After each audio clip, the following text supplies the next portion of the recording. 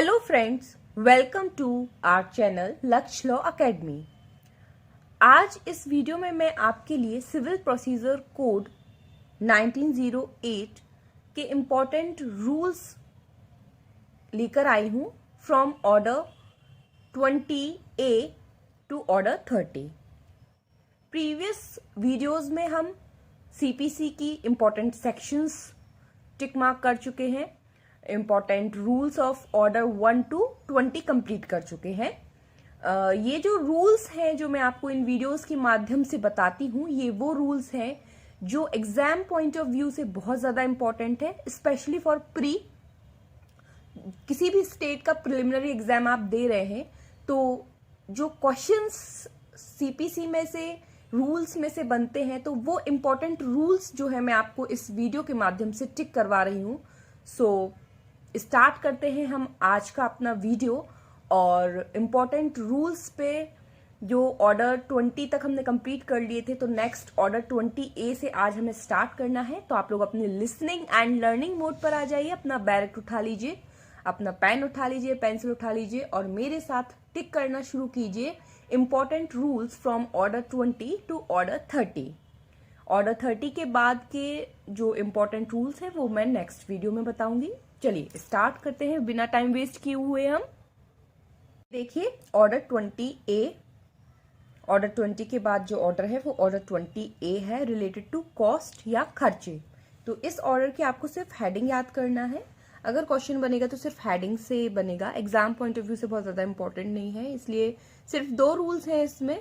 तो आप चाहे तो एक रीडिंग कर सकते हैं for your knowledge. Related section है, कॉस्ट से related section 35, 35A and 35B।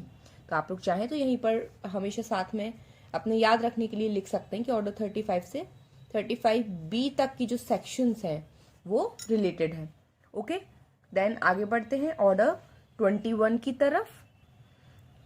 Order 21 most important order, execution of decree and order, डिक्रियों और आदेशों का निष्पादन।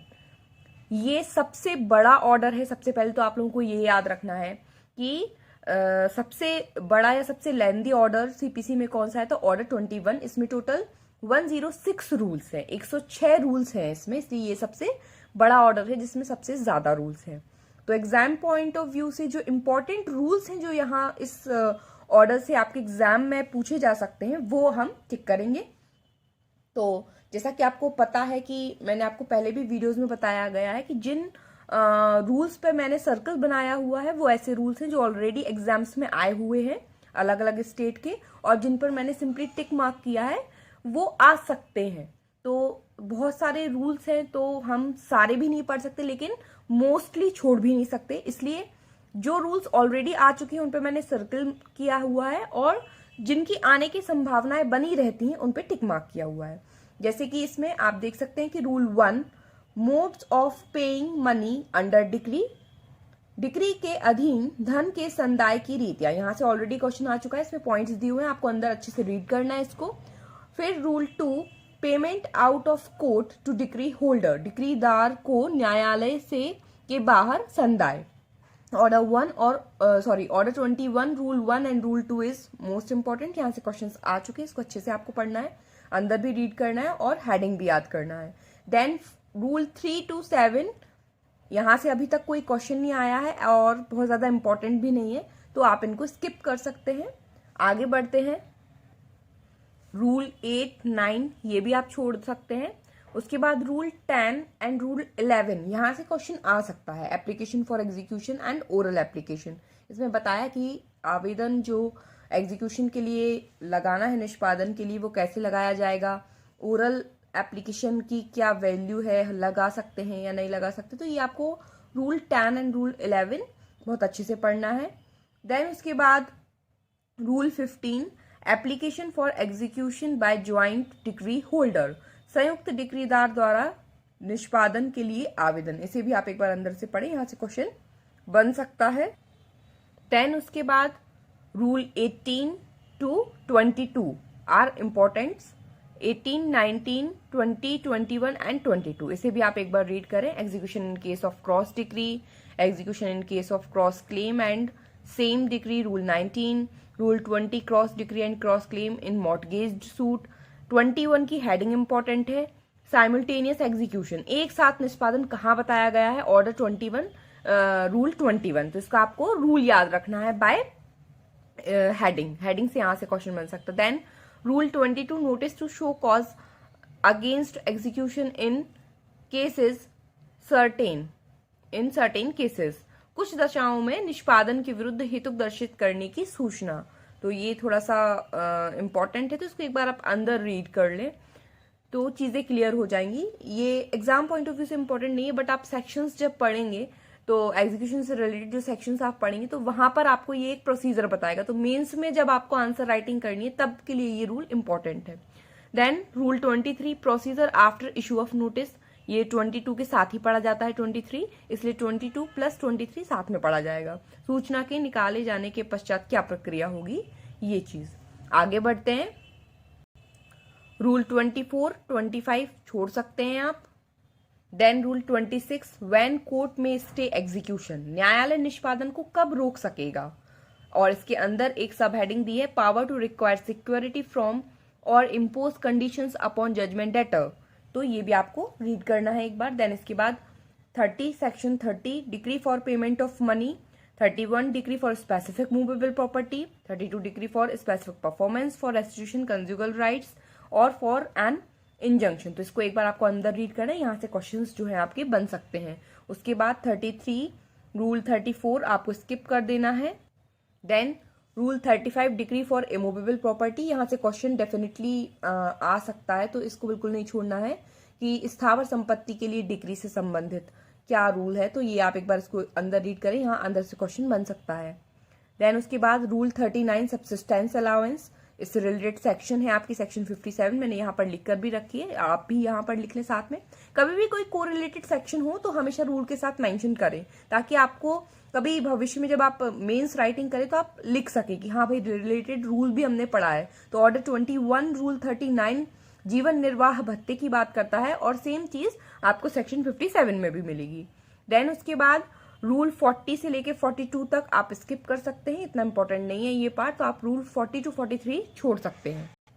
देन आप डायरेक्ट पढ़ेंगे rule 45 provisions as to agricultural produce under attachment, कुर्क की गई कृषि उपज के बारे में उपबंध। यहाँ से क्वेश्चन बन सकता है, क्योंकि अभी रिसेंटली आप देख रहे होंगे कि फार्मर्स वगैरह को लेके भी बहुत ज्यादा हंगामा हो रखा है फार्मर बिल्स को लेकर के। तो जो एग्रीकल्चर रिलेटेड जितने भी प्रोविजंस हैं किसी भी एक्ट में, तो वो तो हमें डेफिनेटली पढ़ना ही है इस साल, तो स्पेशली 2020 मतलब जो हमारा ईयर 2020 है, तो इस साल हमें ये पढ़ना है। तो आप इसको एक बार रीड जरूर करें। और सीपीसी में जैसा कि एमपी में जब हमने क्लासेस पढ़ी हैं, तो एमपी में रिलेटेड एग्रीकल्चरल लैंड से रिलेटेड जो अमेंडमेंट हुआ है हमने पढ़ा था रूल 3B। तो ऑर्डर 1 में रूल 3B एग्रीकल्चरल लैंड से रिलेटेड या एग्रीकल्चर से रिलेटेड जो प्रोविजन है वो जो सिर्फ एमपी पे एप्लीकेबल है, तो एमपी के एस्पिरेंट्स उसको भी ध्यान में रखें, पढ़ें। चलिए आगे उसके बाद इस ऑर्डर से ऑर्डर 21 में आपको देखना है order 21 rule 46A notice to garnishee, ये बहुत इंपॉर्टेंट है, यहाँ से क्वेश्चन आते रहते हैं, मैं सर्किल लगाना भूल गई। ये गार्निशी से तो क्वेश्चन आते ही रहते, तो ये आपको बिल्कुल भी नहीं छोड़ना है। 46A 46B order against garnishee, ये आपको पढ़ना है। देन उसके बाद आप रूल 46C से 46H तक, इवन 461 तक भी आप 46I तक जो है आप कंप्लीटली स्किप कर सकते हैं। ये 46A to 46I तक की जो प्रोविजंस है, तो आपको सिर्फ 2 पढ़ लेना है, 46A और 46B। उसके बाद 46C से I तक आप छोड़ दें। Then 47 attachment of share in movables, जंगम संपत्ति में अंश की कुर्की, इसे देखेंगे आप एक बार। और rule 50 execution of decree against firm के विरुद्ध डिक्री का निष्पादन कहाँ दिया गया है, हेडिंग से क्वेश्चन बन सकता है। देन 53 इंपॉर्टेंट है अटैचमेंट ऑफ डिक्रियों की कुर्की। तो सबसे पहले तो इसकी हेडिंग इंपॉर्टेंट है, एग्जाम में सीधे सीधे हेडिंग पूछते हैं कि डिक्रियों की कुर्की से संबंधित प्रावधान कहाँ दिया है? आपको 4 ऑप्शन आएंगे, उसमें से एक ऑप्शन होगा ऑर्डर 21 रूल 53, तो आपको टिक मार्क करना होगा। ऑर्डर 21 रूल 53 बात करता है डिक्रियों की कुर्की, एंड देन उसके बाद आपको इसको अंदर भी रीड करना है कि अंदर क्या प्रोविजन दिया है, वहां से भी आपका ऑब्जेक्टिव्स बनेंगे। आगे बढ़ते हैं। उसके बाद रूल 54 टू 63 पूरा छोड़ देना है आपको, इंपॉर्टेंट नहीं है। अटैचमेंट ऑफ इमूवेबल प्रॉपर्टी, स्थावर संपत्ति की कुर्की जो रूल 54 में दिया है, आप अगर चाहें तो इसको एक बार रीड कर लें। मेंस में अगर इमूवेबल प्रॉपर्टी से कोई क्वेश्चन बनता है, कोई भी जहां पे आपको मेंशन करना पड़े, तो वहां पर आप इसको मेंशन कर सकते हैं। तो 54 एक बार रीड कर सकते हैं। प्री पॉइंट ऑफ व्यू से इंपॉर्टेंट नहीं है। Then pre point of view से जो इंपॉर्टेंट रूल्स है वो 64 से स्टार्ट होंगे। तो order 21 rule 64, power to order property attached to be sold and proceeds to be paid to persons entitled. यहाँ से क्वेश्चन बनने के बहुत ज्यादा आसार हैं इस रूल से, तो आप लोग इसे जरूर पढ़े अंदर एक बार। Rule 64, 65 sale by whom conducted and how made. 66 proclamation of sale by public auction, लोक नीलामी द्वारा किए जाने वाले विक्रयों की उद्घोषणा। तो रूल 64, 65, 66 इंपॉर्टेंट है, इसको एक बार रीड जरूर करें। 66 के बाद रूल 67 छोड़ सकते हैं, mode of making proclamation. 68 time of sale, ये हेडिंग से आप याद रख सकते हैं, और विक्रय का समय क्या होगा इसको एक बार अंदर भी रीड करें। उसके बाद 69 से 75 तक कुछ भी नहीं पढ़ना है, आपको छोड़ देना है। आगे बढ़ते हैं। फिर आपको देखना है order 21 rule 77 sale by public auction, लोक नीलामी द्वारा विक्रय। Rule 78 irregularity not to vitiate sale but any person injured may sue, अनियमितता विक्रय को दूषित नहीं करेगी किंतु कोई भी व्यक्ति जिसे क्षति हुई है वाद ला सकेगा। इसको आपको एक बार इस प्रोविजन को अंदर रीड करना है, यहां से अगर क्वेश्चन बनेंगे तो अंदर से बनेंगे। देन रूल 82 व्हाट कोर्ट में ऑर्डर सेल्स, कौन से न्यायालय विक्रयों के लिए आदेश कर सकेंगे। रूल 84, रूल 85 ये भी इंपॉर्टेंट है, ये आपको एक बार देखना है। देन रूल 86 टू 88 आप स्किप कर सकते हैं। उसके बाद रूल 89, 90, 91, 92 ये 4 रूल्स आपको पढ़ने हैं। Application to set aside sale on deposit, application to set aside sale on ground of irregularity, और application by purchaser to set aside on ground of judgment debtor having no saleable interest. ये कुछ orders हैं, कुछ rules हैं order 21 के जो important है, यहां से अंदर से क्वेश्चन जरूर बनने के आसार होते हैं, इसलिए आपको ये पढ़ना है। 92 sale when to become absolute or be set aside, विक्रय कब आप जानते खो जाएगा या अपास्त कर दिया जाएगा, तो यहां से भी क्वेश्चन बन सकता है। 92 से 92 भी इंपॉर्टेंट है। देन उसके बाद 94 सर्टिफिकेट टू परचेजर, क्रेता को प्रमाण पत्र, यहां से भी क्वेश्चन बनेगा। देन उसके बाद 95 और 96 आप छोड़ सकते हैं। उसके बाद आप देखेंगे रूल 97। रूल 97 बहुत इंपॉर्टेंट है, यहां से क्वेश्चंस ऑलरेडी आ चुके हैं। Resistance or obstruction to possession of immovable property, स्थावर संपत्ति पर कब्जा करने में प्रतिरोध या बाधा, ये बहुत इंपॉर्टेंट है, यहां से क्वेश्चंस अलग अलग स्टेट में आ चुके हैं, इसलिए आपको इसको डिटेल में पढ़ना है।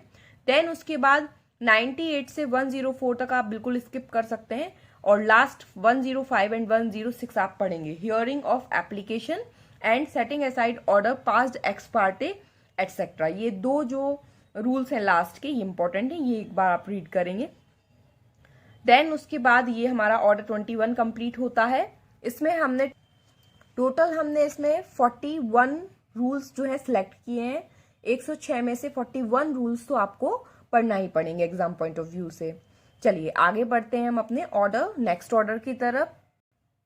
नेक्स्ट ऑर्डर है order 22 death, marriages and insolvency of parties, पक्षकारों की मृत्यु, उनका विवाह और दिवाला। ये बहुत इंपॉर्टेंट ऑर्डर है एग्जाम पॉइंट ऑफ व्यू से, यहाँ से बहुत क्वेश्चंस आते हैं। इस ऑर्डर में टोटल आपके 12 रूल्स हैं, जिसमें रूल फर्स्ट है no abatement by parties death if right to sue survives. यदि वाद लाने का अधिकार बचा रहता है तो पक्षकार की मृत्यु से उसका उपशमन नहीं हो जाता। मतलब यदि कोई भी पक्षकार मर गया है तो इस कारण से, या उसकी शादी हो गई है तो इस कारण से, या इंसॉल्वेंट हो गया है इस कारण से, कोई भी जो सूट है वो अबेट नहीं होगा, उपशमन उसका नहीं होगा। ये इस ऑर्डर में आपको पढ़ने को मिलता है, ऑर्डर 22 में। जिससे रिलेटेड सबसे पहला ऑर्डर है रूल 1। तो रूल 1 जो है एग्जाम पॉइंट ऑफ व्यू से बहुत इंपॉर्टेंट है। यहाँ से क्वेश्चंस कई बार आ चुके हैं, तो आपको अंदर बहुत अच्छे से रीड करना है condition.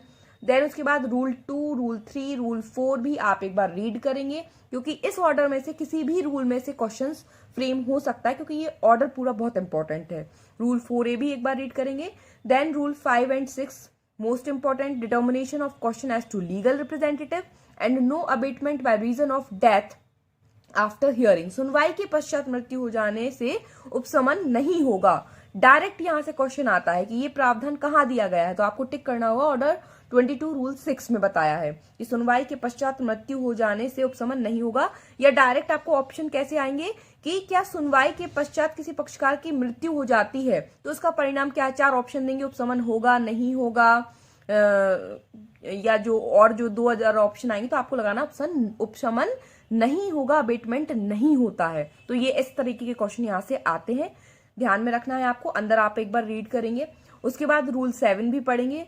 Suit not abetted bye marriage of female party, स्त्री पक्षकार के विवाह के कारण वाद का उपशमन ना होना, तो रूल 7 भी पढ़ेंगे। रूल 8 एक बार आप चाहें तो छोड़ सकते हैं। व्हेन प्लेंटिफ्स इंसॉल्वेंसी वार सूट, वादी का दिवाला कब वाद का वर्जन कर देता है, तो अकॉर्डिंग टू मी तो आप ना छोड़ें तो बेटर है। यहां से भी क्वेश्चन बन सकता है, तो आप रूल 8 भी पढ़ ही ले इसका, क्योंकि इंपॉर्टेंट ऑर्डर है ये। आगे उसके बाद रूल 9, यहां से भी क्वेश्चंस आ चुके हैं एग्जाम में। इफेक्ट ऑफ अबेटमेंट और डिसमिसल, उपशमन या खारिज होने का प्रभाव क्या होगा, यहां से क्वेश्चन आपको अंदर पढ़ना पड़ेगा।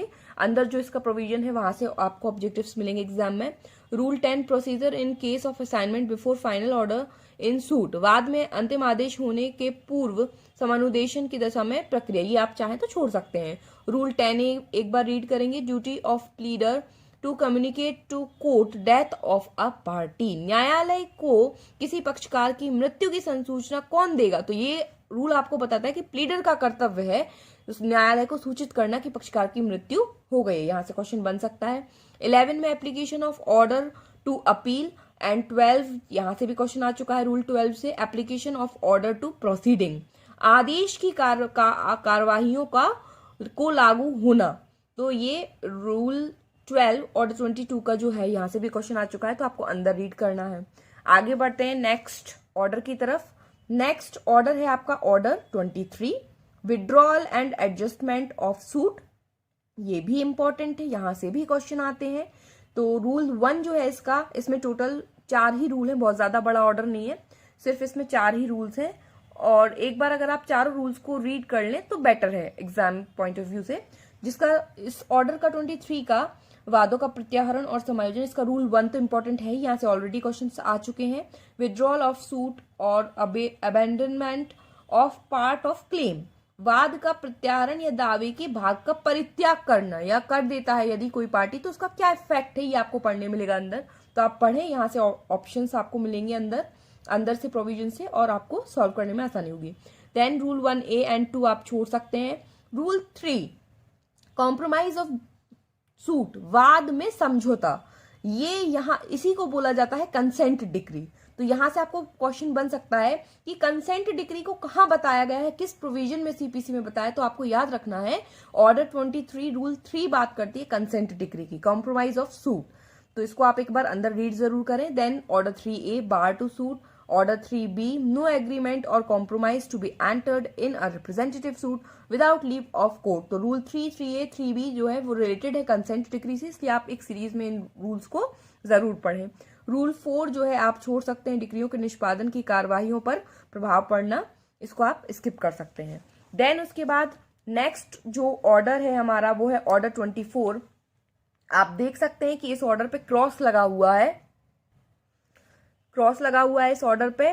उसके बाद नेक्स्ट ऑर्डर है 25, उस पर भी क्रॉस लगा है। तो ये दोनों ऑर्डर जो है एग्जाम पॉइंट ऑफ व्यू से इंपॉर्टेंट नहीं है। आज तक इन ऑर्डर से एग्जाम में प्री में कोई भी क्वेश्चन जो है फ्रेम नहीं हुआ है, तो इसलिए ये preliminary exam point of view से तो बिल्कुल भी इंपॉर्टेंट नहीं है।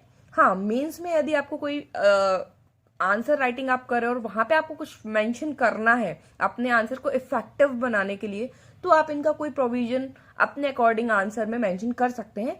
Preliminary exam point of view से ये इंपॉर्टेंट नहीं है, इसलिए आप इसको स्किप कर दीजिए।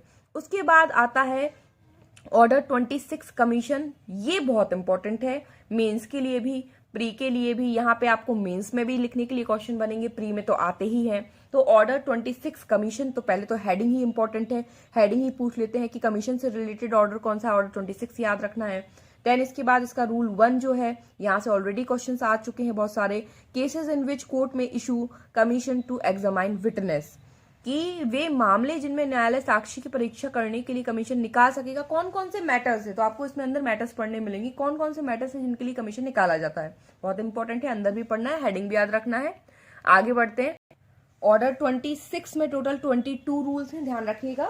टोटल कितने रूल्स हैं? 22, जिसमें से रूल 1 हमने देख लिया, रूल 1 इंपॉर्टेंट है। रूल 2 ऑर्डर फॉर कमीशन, एक बार रीडिंग करेंगे, बहुत ज्यादा इंपॉर्टेंट नहीं है। Rule 4 persons for whom examination commission में इशू, वे व्यक्ति जिनकी परीक्षा करने के लिए कमीशन निकाला जा सकेगा। इसको एक बार रीड करेंगे, यहाँ से क्वेश्चन बन सकता है। Rule 5 commission to request to examine witness not within India, जो साक्षी भारत के भीतर नहीं है उसकी परीक्षा करने के लिए कमीशन या अनुरोध पत्र। तो ये आपको एक बार ध्यान रखना है। ये आपको 75 और 77 जब सेक्शन आप पढ़ेंगे, सेक्शन 75 कमीशन और 77 लेटर ऑफ रिक्वेस्ट, उससे रिलेटेड ये रूल है आपका। उसके बाद रूल 6, 7, 8 छोड़ दीजिए, इंपॉर्टेंट नहीं है। रूल 9 इंपॉर्टेंट है, यहाँ से क्वेश्चन आ चुके हैं। Commission to make local investigation, स्थानीय अन्वेषण करने के लिए कमीशन, ये इंपॉर्टेंट है, यहाँ से क्वेश्चन आ चुका है।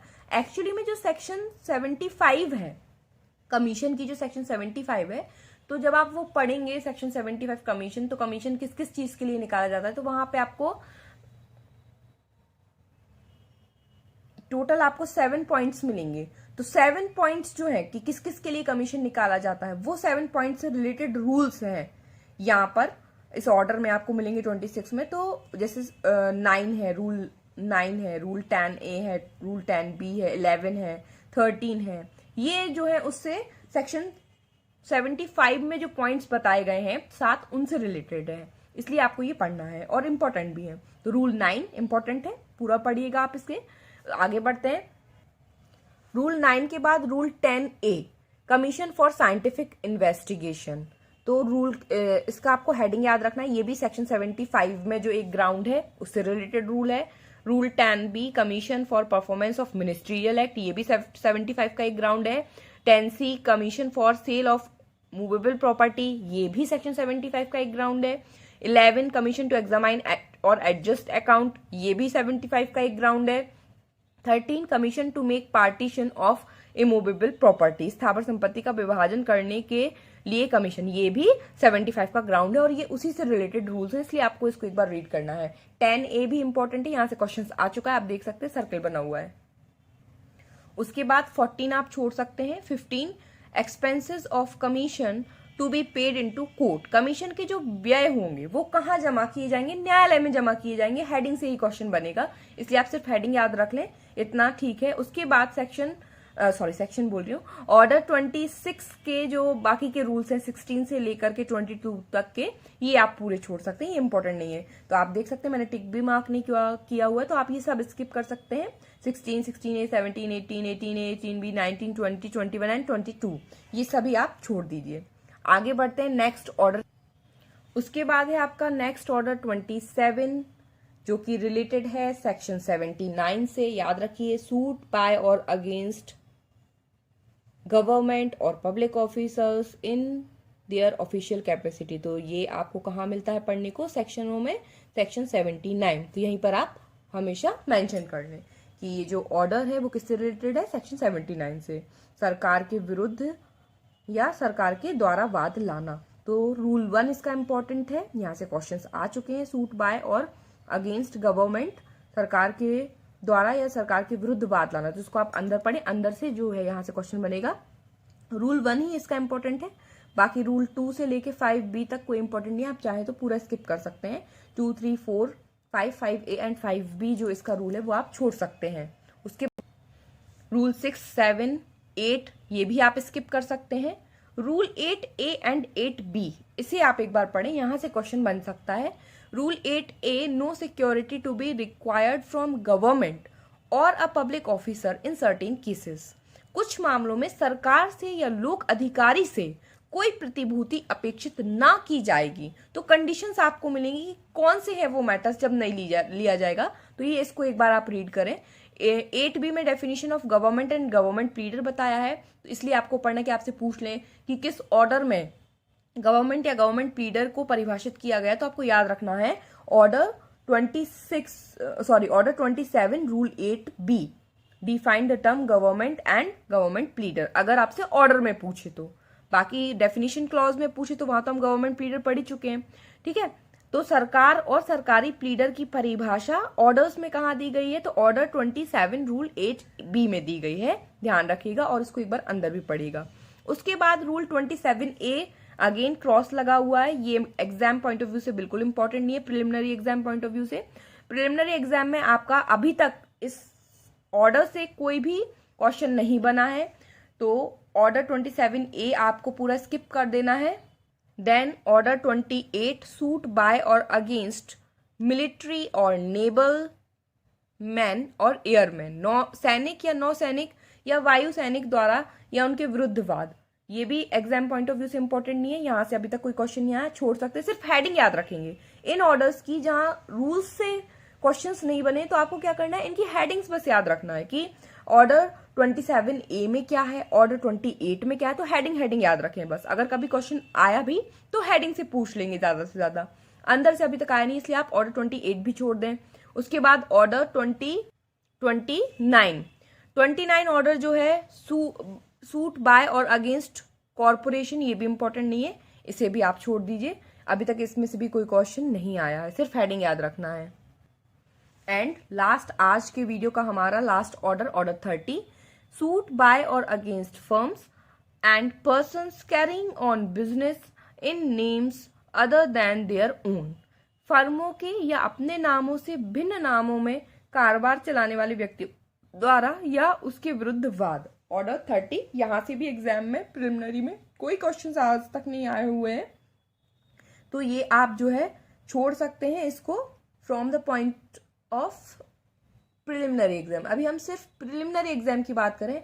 मेंस में अगर आप रिलेटेड कोई क्वेश्चन आपको आता है, जैसे फर्म से रिलेटेड कोई क्वेश्चन अगर आ गया, तो उसमें अगर आपको मेंशन करना है तो उसके लिए फिर आपको पढ़ना पड़ेगा, तो वो जब हम मेंस के अकॉर्डिंग बात करेंगे तब मैं आपको बताऊंगी। अभी हम प्रिलिमिनरी के हिसाब से बात करें तो प्रिलिमिनरी एग्जाम के हिसाब से ये बिल्कुल भी इंपॉर्टेंट नहीं है, तो आप इस ऑर्डर को बिल्कुल छोड़ सकते। तो 27A से ऑर्डर 30 तक टोटली आपको कुछ भी नहीं पढ़ना है, सब छोड़ देना है। चलिए मिलती हूं मैं आपसे नेक्स्ट वीडियो में ऑर्डर 31 के साथ। ऑर्डर 31 से 40 ऑर्डर तक हम कवर करेंगे नेक्स्ट वीडियो में, एंड देन लास्ट इसका वीडियो आएगा जिसमें हम 41 to 51 टोटल ऑर्डर्स हैं, तो 51 तक हम कवर करेंगे। और लास्ट में जाते जाते मैं आपसे एक नोटिफिकेशन कह लीजिए या एक आपको सूचना देना चाहूंगी, वो ये कि अब लक्ष्य लॉ अकेडमी ने पेड क्लासेस भी स्टार्ट कर दी है। तो आप में से कोई भी इंटरेस्टेड है यदि पेड क्लासेस भी ज्वाइन करने के लिए MP जुडिशरी के लिए या छत्तीसगढ़ जुडिशरी के लिए, तो आप हमें कांटेक्ट कर सकते हैं हमारे व्हाट्सएप नंबर पे। नंबर है 9479983389। तो आप इस पर कॉल भी कर सकते हैं, व्हाट्सएप भी कर सकते हैं। तो यदि आपको कोई भी जानकारी लेनी है पेड क्लासेस की तो डेफिनेटली आप हमें कॉल करें, कांटेक्ट करें, तो हम आपको जानकारी देंगे। क्लासेस जो पेड क्लासेस है वो अभी सिर्फ MP सिविल जज और छत्तीसगढ़ सिविल जज के लिए ही है, और अदर स्टेट के लिए अभी स्टार्ट नहीं किए। जब होंगे स्टार्ट तो डेफिनेटली आपको बता दिया जाएगा। Thank you very much.